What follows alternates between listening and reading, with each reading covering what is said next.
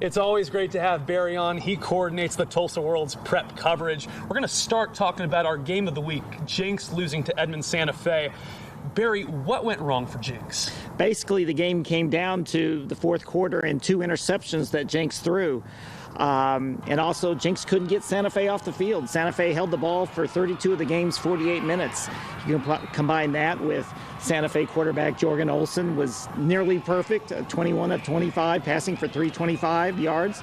And the fact that Santa Fe had the 2 most highly recruited college prospects on the field tonight, and they made a difference. Colin Oliver, linebacker, had a huge interception in the fourth quarter, and then you, of course, Talon Shetron with the 3 touchdown catches, including the winning 89-yard bomb. And sticking with Jenks real quick, you told me there's a scenario next week in which the Trojans don't make the postseason. What is that scenario? If everything breaks wrong, it's really complicated, but if everything breaks wrong for Jenks, and that would include Norman defeating Santa Fe next week, the winner of when Jenks hosts Westmore next week, then potentially it's a winner-take-all game. The winner finishes 4th and qualifies for the playoffs and gets to play at Owasso in the first round, and the loser doesn't make the playoffs. But again, there's a lot of things. It's pretty complicated. It sounds very complicated, right? Let's move on to 6A2. Muskogee beating Bartlesville tonight. We showed you those 2 touchdowns by Jimmy Coleman. A great rushing attack for Muskogee. Where does that rushing attack stack up in 6A? Well, Broken Arrow's got a really great rushing attack.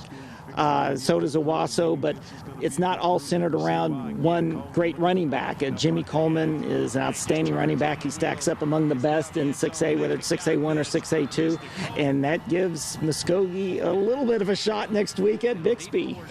Let's talk a little bit about that matchup. What do you anticipate in that Bixby-Muskogee showdown? Bixby will probably roll again, but not by its usually 60 or 70 points, which it wins by every week. It's going to be a showdown for the district title, and I think it's a really good playoff way to go into the playoffs for Bixby because they really need a test. Moving on to District 5A4 in the Highway 20 rivalry, Collinsville beat Skiatook by 2 points. What can that do for the Cardinals moving forward? That's huge for Collinsville. It's going to help them get a home field advantage for the first round of the playoffs. Besides just give them momentum going into the playoffs, coming up with a big win like that. They've lost some close ones this year, and when you beat your rival by 2 points, that can really give you a boost going into the postseason. Be sure to pick up a copy of the Tulsa World or subscribe to their content online. You can go to okprepsextra.com.